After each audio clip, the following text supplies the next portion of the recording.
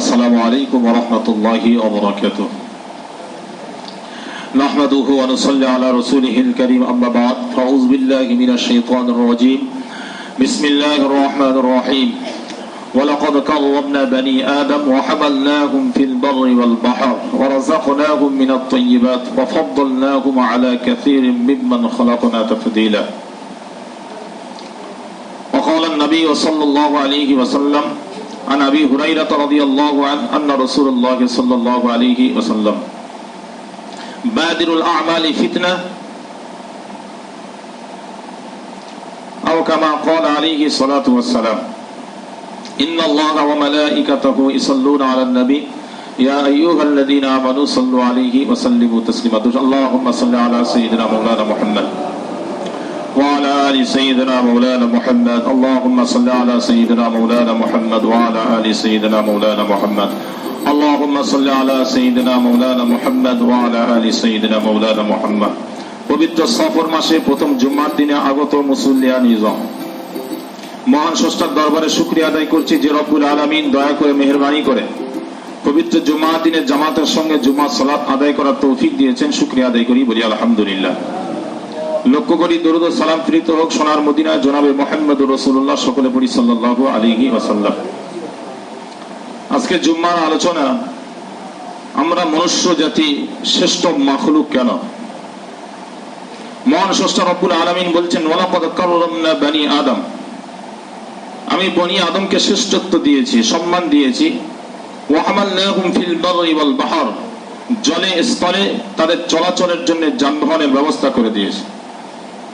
ওয়া রাযাকনাহুম মিনাত তাইয়্যিবাত, তাদেরকে দিয়েছি পবিত্র রিজিক।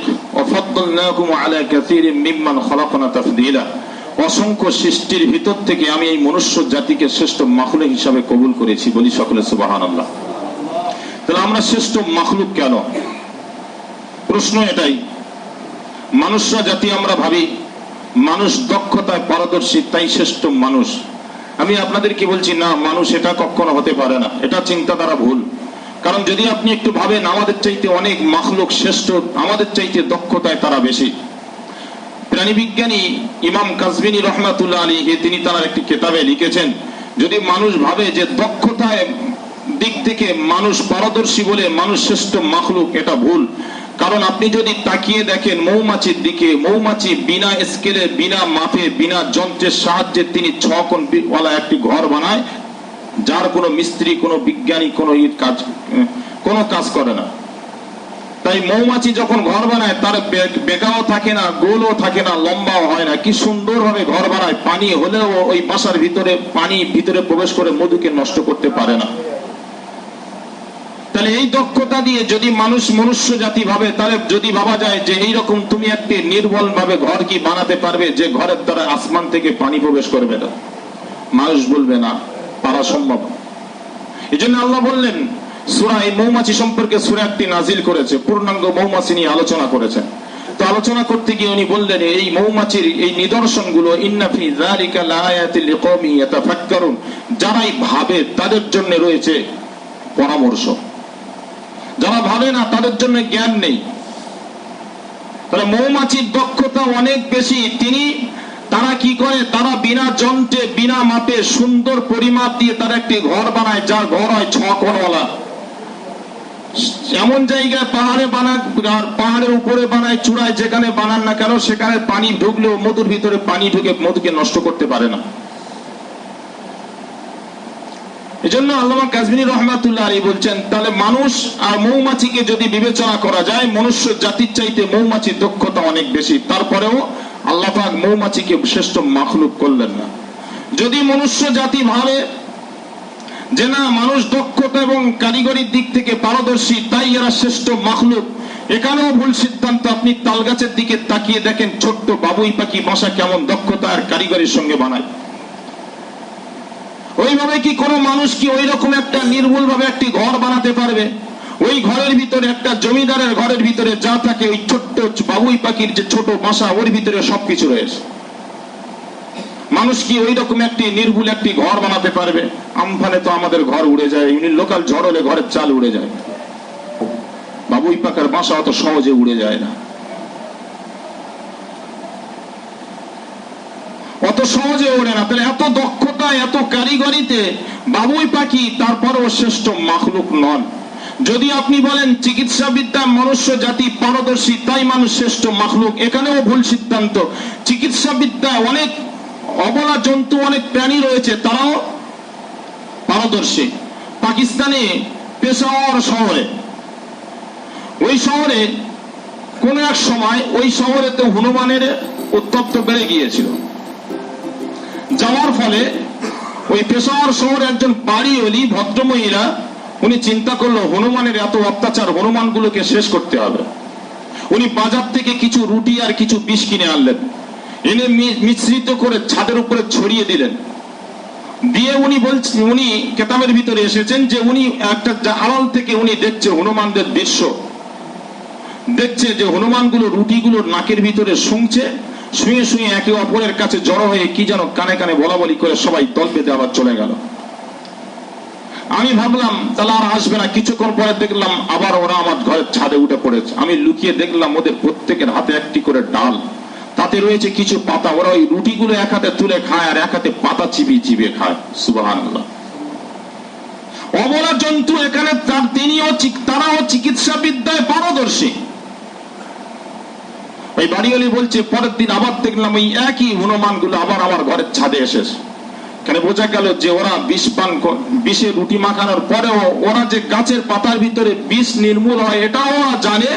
জানার পরে ওরা ওই পাতাগুলো আর এই বিষাক্ত রুটিগুলো মিশ্রিত করে খাওয়ার পরে ওরা জীবন পেয়েছিল। এখানেও তারা চিকিৎসা বিদ্যায় পারদর্শী। মখলুক যদি শ্রেষ্ঠ হয়, চিকিৎসা বিদ্যায় যদি পারদর্শী বলে যদি হয়, তাহলে আল্লাহ পাক এই হনুমানকে তো বানাতে পারতেন, বানাননি। তারপরেও মনুষ্য জাতিকে শ্রেষ্ঠ মখলুক বানিয়েছে। যদি বলেন মানুষ শক্তিশালী বেশি, আপনি আফ্রিকার জঙ্গলের দিকে তাকিয়ে দেখেন কি বড় বড় হাতি রয়েছে, তাদের শক্তি অনেক বেশি। আমার মতন আপনার মতন 70-80 কেজি মানুষকে সুরে চলিয়ে কাঁচা মেরে দেওয়ার ক্ষমতা তাদের রয়েছে। তারপরেও শক্তির দিক থেকে তারা শ্রেষ্ঠ মখলুক নন। আপনি যদি বলেন সাহসী দিক থেকে মানুষ শ্রেষ্ঠ মখলুক, আপনি জঙ্গলের দিকে তাকিয়ে দেখেন সিংহ কেমন সাহসী, বাঘ কেমন সাহসী, তারপরেও তারা শ্রেষ্ঠ মখলুক নয়। তাহলে আমরা শ্রেষ্ঠ মখলুক কেন? শক্তির দিক থেকে নয়, চিকিৎসা বিদ্যায় পারদর্শী হওয়ার পরেও আমরা শ্রেষ্ঠ মখলুক নন। আমরা আমাদের কারিগরি দক্ষতার জন্য আমরা শ্রেষ্ঠ মখলুক নয়, আমাদের শুধু দক্ষতা থাকার দরুন আমরা শ্রেষ্ঠ মখলুক নন। তাহলে জাতি শ্রেষ্ঠ মখলুক কেন? আল্লাহ কোরআনে বলছেন ইয়ারফাইল্লাহুল্লাযীনা আমানু মিনকুম ওয়াল্লাযীনা উতুল ইলমা দারাজাত।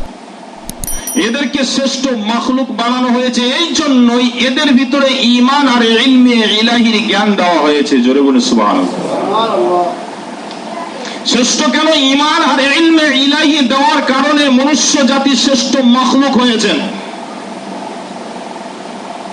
মানুষ যখন ইলমে ইলাহিটাকে তাদের কাছ থেকে শেষ করে দেবে, যখন তারা ঈমানটাকে শেষ করে দেবে, তারাই হবে চতুষ্পদ জন্তু আর জানোয়ার।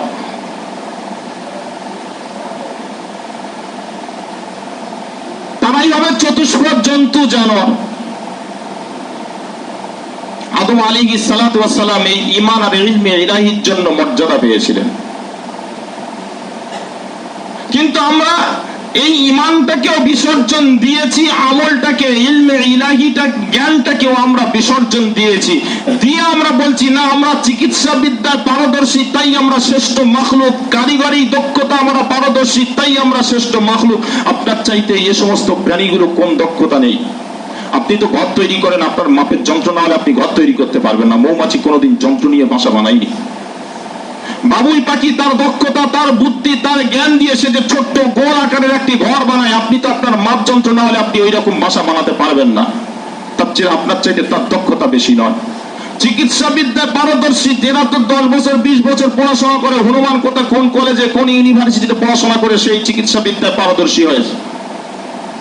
পড়েনি কোনো জায়গায়, আল্লাহ তাকে দিয়েছে। শুধু তাদের ভিতরে নেই ঈমান আর ইলমে ইলাহির জ্ঞান, তার জন্য তারা শ্রেষ্ঠ মখলুক হতে পারেনি। তাই আমাদের ঈমানটাকে আর ইলমে ইলাহির জ্ঞানটাকে আমাদের নিতে হবে যদি আমরা শ্রেষ্ঠ মখলুক হিসাবে আল্লাহর কাছে আমরা যেতে চাই। আমরা যদি জিজ্ঞাসা করি কলমা কজন জানেন, হাত উপরে। যদি বলি কলমার মানে কটা বলেন, যে ঈমান এনেছেন কার উপরে, বলবে জানি না। আসলে কি জানেন, ঈমানবিহীন আমল আল্লাহর কাছে কবুল না হওয়ার একটি ছোট্ট উক্তি আপনাদেরকে দিই। আমি একটি চিঠি লিখলাম, কোন একটা গন্তব্যস্থলে আমি পাঠাবো।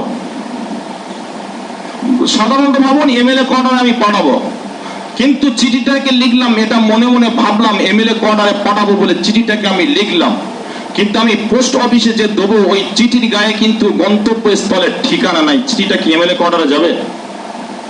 মনে হয় যাবে না। গন্তব্যস্থলে চিঠি যাওয়ার জন্য চিঠির ঠিকানা প্রয়োজন। তাতে যদি আমি গিয়ে পোস্ট মাস্টারে গিয়ে বলি আমি সোনার কলম নিয়ে আসলাম, আমি জাফরানের কালি দিয়ে চিঠি লিখলাম, তারপরেও কেন আমার চিঠিটা গেল না, পোস্ট মাস্টার বলবে তো তোমার ঠিকানাটা নাই। তোমার ঠিকানা তো নাই। যুক্তিটা কি খুব খারাপ না? ওখানে গিয়ে আপনি বলবেন আপনার কাজ আপনি করুন, সে অপর কোয়ার্টারে গিয়ে কি চিন্তা করবে, সে চিন্তা করবে। এখন বললে কি ওখানে কি আদর করবেন, যে মানে কি না অশান্তি হবে? শান্তি হওয়ার একটা রাস্তা হবে, স্বাভাবিক এটা। তাহলে ঈমানবিহীন কোন আমল আল্লাহর কাছে যায় না। ঈমান ছাড়া আমরা, ঈমানটা কি? আল্লাহকে রব বলে মেনে নেওয়া। ইন্নাল্লাযীনা ক্বালু রাব্বুনাল্লাহু সুম্মা ইসতাকামু, তার উপরে অটল থাকার নাম ঈমান। মুখে বলবেন যেটা, অন্তরে সেটা মানতে হবে, তার নাম ঈমান। নামাজ ভালো জিনিস, নামাজ পড়ি না, এটার নাম বিশ্বাস নয়। রোজা ভালো জিনিস, রোজা করি না, এটার নাম ভালো নয়, করতে হয় তাই। তাহলে চিঠি যদি তার গন্তব্যস্থলের ঠিকানা যদি না থাকে, যদি সেই চিঠি সোনার কালি আর যে সোনার কলম আর জাফরানের কালি দিয়ে লেখার পরেও যদি না পৌঁছায়, আপনার মাটি কাটা অর্থ যদি দান করেন, তারপরে ঈমান যদি আপনার সঙ্গে না থাকে, আল্লাহর কাছে কবুল হবে না। আপনি সোনার অক্ষরে লিখে রাখেন। এই জন্য হাদিস শরীফ এসেছেন, মুসলিম শরীফে, ইবনে জুদান জাহিলি যুগের একজন মানুষ ছিলেন। আম্মা জান আয়েশা রাদিয়াল্লাহু আনহা থেকে বর্ণিত এসেছেন, উনি রাসূলকে জিজ্ঞাসা করলেন, ইয়া রাসূলুল্লাহ, ইবনে জুদান সম্পর্কে আপনার ধারণাটা কি? উনি আত্মীয় স্বজনদের সঙ্গে সুসম্পর্ক বজায় রাখে, এটি কি ভালো কাজ নয়? রাসূল বললেন, হ্যাঁ ভালো কাজ। আম্মা জান আয়েশা রাদিয়াল্লাহু আনহা বললেন, ইয়া রাসূলুল্লাহ, উনি দুস্থ অসহায়দের পাশে দাঁড়ায়, এটা কি ভালো কাজ নয়? বলছেন, নিঃসন্দেহে এটি ভালো কাজ। আম্মা জান আয়েশা রাদিয়াল্লাহু আনহা প্রশ্ন করলেন, ইয়া রাসূলুল্লাহ, উনি আত্মীয় স্বজনদের সঙ্গে সুসম্পর্ক বজায় রাখে, এটা কি ভালো কাজ নয়? আল্লাহর নবী সাল্লাল্লাহু আলাইহি ওয়াসাল্লাম বললেন, নিশ্চয়ই ভালো কাজ। আম্মা জান আয়েশা রাদিয়াল্লাহু আনহা বললেন, ইয়া রাসূলুল্লাহ, ইবনে জুদান সম্পর্কে আপনার মতামত কি, আপনি জানান। আল্লাহর নবী বললেন, ওই আমল আল্লাহর কাছে কবুল নয়। আমি আপনার এই হাদিসটাকে বোঝানোর আগে আপনি যে চিঠির যে ডেটা দিলাম, আপনি এটাকে মিলিয়ে নেন। রাসূল সাল্লাল্লাহু আলাইহি ওয়াসাল্লাম বলেছেন, ঈমানবিহীন আমল, জুদান ইবনে জুদানের আমল ছিল, ভালো কাজ ছিল, কিন্তু তার ছিল নাকি ঈমান। কি ঈমান ছিল না? ঈমান। আবু তালেব রাসূলকে ভালোবাসতেন, ছিল না ঈমান। আবু জেহেল ছোটবেলায় রাসূলকে অনেক আদর করেছে, ছিল না ঈমান। রাসূল সাল্লাল্লাহু আলাইহি ওয়াসাল্লাম সম্পর্কে কোনো ধারণা করা খারাপ। আমি আজকে আপনাদেরকে ধারণা দিচ্ছি ঈমানের জন্য। সূরাতুল আহজাব 22 নম্বর একটি আয়াত এসেছে, ওমা কানা লিমুমিনি ওয়ালা মুমিনাতিন ইযা কাদাল্লাহু। আয়াতটা অনেক বড়, আমি আয়াতটা পুরো তুলছি না, সামান্য কিছু কথা আপনাদেরকে শোনাই। রাসূল সাল্লাল্লাহু আলাইহি ওয়াসাল্লামের পালক পুত্র জায়েদ, উনি বয়সের দিক থেকে সাবালক হয়ে গেছে। রাসূল সাল্লাল্লাহু আলাইহি ওয়াসাল্লাম মক্কা একজন সুন্দরী নারীকে বললেন যে আমি তোমাকে জায়েদের পুত্রবধূ হিসাবে দেখতে চাই। মহিলা না বললেন, মহিলার বাড়ির লোকও না বললেন যে না, জায়েদের বাপ মা নেই, এটা একটা পারিবারিক সমস্যা। তারপরে জায়েদ একটু দেখতে একটু খারাপ ছিল।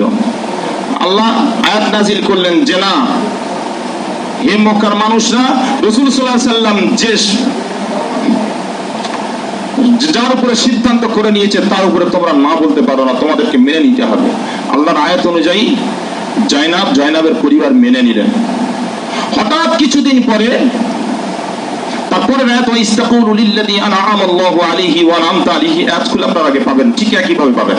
তারপরে কিছুদিন পরে সংসার করার পরে হঠাৎ জায়েদের স্ত্রী আর জায়েদের সঙ্গে ডিভোর্স হয়ে যায়, তালাক হয়ে যায়। আল্লাহ আয়াত নাযিল করলেন, আমসিক আলাইকা যাওজাকা ওয়াত্তাকিল্লাহা ওয়া তুখফি ফি নাফসিকা মাল্লাহু মুবদিহি ওয়া তাখশান নাস। যে হে নবী মুহাম্মদ রাসূলুল্লাহ সাল্লাল্লাহু আলাইহি ওয়াসাল্লাম, আমি আল্লাহ আপনাকে আজকের আদেশ করতে চাইছি, জায়েদের স্ত্রীকে আপনাকে আজকের স্ত্রী হিসাবে গ্রহণ করতে হবে। বলুন না সুবহানাল্লাহ। কার স্ত্রী ছিল? কার? পালক পুত্র জায়েদের। ডিভোর্স হয়ে যাওয়ার পরে আল্লাহ আদেশ করলেন যে আজকে তোমার বাড়ি থেকে বেরোতে পারবে না, ওকে তোমাকে স্ত্রী হিসাবে গ্রহণ করতে হবে। নবী সাল্লাল্লাহু আলাইহি ওয়াসাল্লাম একটু ঘাবড়াচ্ছে, ওয়াতাখশান নাস, মানুষের ভয়ে, যে মানুষ আমাকে কি বলবে, কুৎসা করবে, বদনাম দেবে, সম্ভব নয়, একটু যেন চিন্তিত হয়ে গেছে। তারপরে আল্লাহ আয়াত নাযিল করে বললেন, তুমি মানুষকে ভয় করো না, ইত্তাকিল্লাহ, আমি আল্লাহ আমাকে ভয় করো। আমাকে ভয় করে তুমি জায়েদের তালাকপ্রাপ্ত স্ত্রীকে তুমি আজকের স্ত্রী হিসাবে গ্রহণ করো। জোরে বলুন সুবহানাল্লাহ। এটার নাম ঈমান। এর উপরে বিশ্বাস করার নাম ঈমান। রাসূলকে বদনাম দেওয়ার নাম ঈমান নয়। আমি আপনাদেরকে এটাই বোঝাতে চাইছি, ঈমান। আপনি ভাবতে পারেন যে যদি এটা ওর জন্য জায়েজ হবে না, আপনার জন্য জায়েজ নেই, আপনার জন্য নেই। এটার নাম ঈমান। আমি আপনাদের ঈমানটাকে ভাবার জন্য এই আয়াতটাকে তুলে বললাম। মানুষ শ্রেষ্ঠ কেন? মানুষের ইলমের ইলাহির জ্ঞান দেওয়া হয়েছে, তার কাছে আছে ঈমান। ওই জন্য ফিকর কিতাবে একটি আছে, আল ইনসানুন হাইওয়ানুন নাতিকুন আল আকিলুন। মানুষ হচ্ছে চতুষ্পদ জন্তু, জানোয়ার। চতুষ্পদ জন্তুর কান রয়েছে, মানুষেরও কান রয়েছে। চতুষ্পদ জন্তুর পা রয়েছে, মানুষের রয়েছে। চতুষ্পদ জন্তুর দন্ত রয়েছে, মানুষের রয়েছে। তাদের নাক রয়েছে, মানুষের রয়েছে। তোফাত এখানে করেছে ফিকহবিদরা যে আল নাতিকুন মানুষ্য জাতি হাসে, আল আকিলুন মানুষের আকিল, বিবেক বুদ্ধি রয়েছে। তাই চতুষ্পদ জন্তু আর এরা পার্থক্য এটুকুই। তাহলে মানুষকে দেওয়া হয়েছে বিবেক, ইলম, তার জন্য মানুষ হয়েছে শ্রেষ্ঠ। কিন্তু আমরা আমাদের জ্ঞানটাকে ধ্বংস করে দিচ্ছি, আমরা আমাদের আমলটাকে ধ্বংস করে দিচ্ছি, দিয়ে আমরা দাবিদার মুসলিম না, কখনো হতে পারেন না। তওবা দুই প্রকারের। আপনি একটা প্রকারের তওবা হয় জাহিরি তওবা, প্রকাশ্যে তওবা করতে হয়, আর একটা তওবা হচ্ছে বাতিনি তওবা, গোপনে তওবা করতে হয়। জানতে হবে কখন আপনার প্রকাশ্যে তওবা করতে হবে, কখন আপনার গোপনে তওবা করতে হবে। ওদিকে যাচ্ছি না আমি। তো আমি যেটা আপনাদের বোঝাতে চাইছি, ঈমানটা কি? শুধু আল্লাহকে আল্লাহ বলে মেনে নেওয়াটা ঈমান নয়। রাসূলের কাজ কর্ম, রাসূলুল্লাহর চলাফেরা, রাসূলুল্লাহর যা কিছু বিধান আছে সবকিছু মেনে নেওয়ার নামই হচ্ছে ঈমান।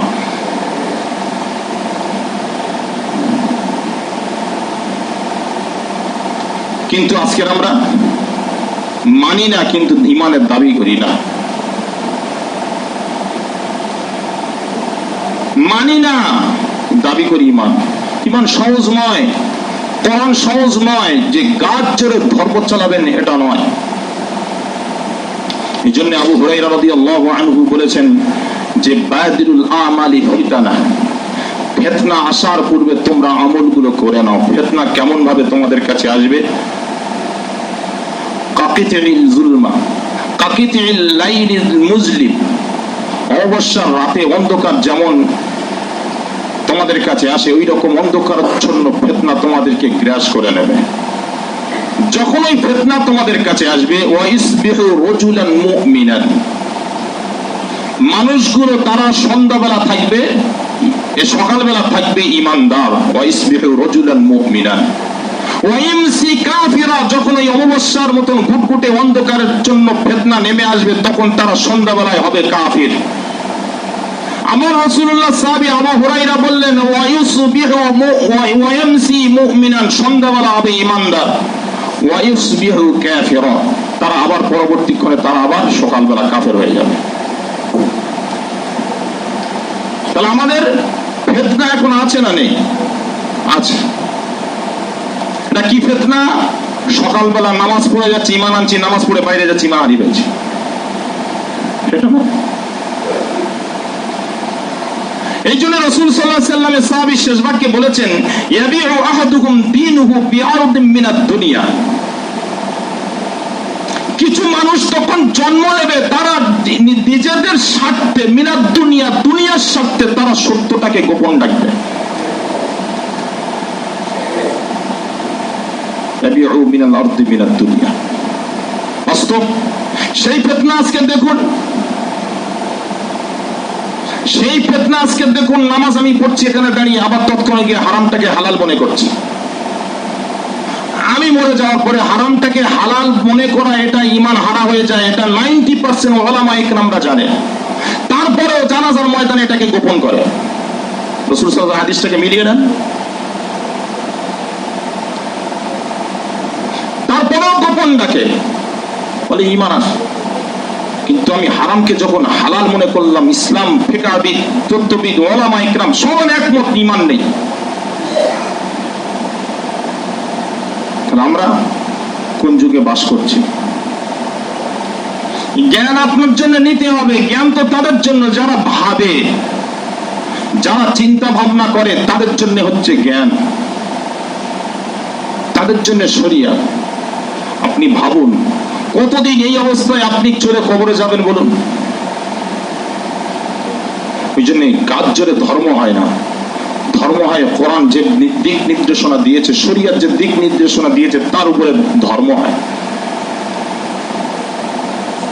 এই জন্য আমি আপনাদেরকে এতগুলো তথ্য যে বুঝিয়ে বুঝিয়ে আসলাম, মানুষ কেন শ্রেষ্ঠ, মানুষ কেন শ্রেষ্ঠ, এই বোঝাতে বোঝাতে বোঝাতে বোঝাতে এই পর্যন্ত এসে আপনাদেরকে তথ্য দিলাম। দুটো কারণে মানুষ শ্রেষ্ঠ মাখলুক। এর কাছে আছে ঈমান, এর কাছে আছে ইলমে ইলাহি, কোরআনের জ্ঞান, তাই মানুষ শ্রেষ্ঠ। যাদের কাছে ইলমে ইলাহি জ্ঞান নেই, যাদের কাছে ঈমান নেই, আল্লাহ পাক তাদের চতুষ্পদ জন্তুর সঙ্গে তুলনা করেনি?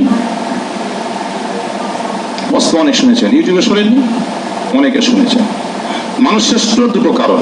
যাদের কাছে দুটো কারণ নেই, আবারও বলছি, যাদের কাছে দুটো জিনিস নেই, তারা মানুষ নয়। এই জন্য আপনাদেরকে আবারও বলছি, আপনারা ভাবুন, ভেবে ইসলামটাকে কাজে লাগান, ইসলামটাকে আগিয়ে নিয়ে যান, পরিবারের ভিতর ইসলামটাকে প্রতিষ্ঠিত করুন, নিজে আমল করুন, অপরকে আমল করান। আল্লাহ পাক যেন আমাদের সকলকে সে তৌফিক দান। বলি সকলে আল্লাহুম্মা আমিন। সকলে শুনুন, নামাজ পড়েন। ওয়া মা আলাইনা ইল্লাল বালাগ। আসসালামু আলাইকুম ওয়া রাহমাতুল্লাহি ওয়া বারাকাতুহু।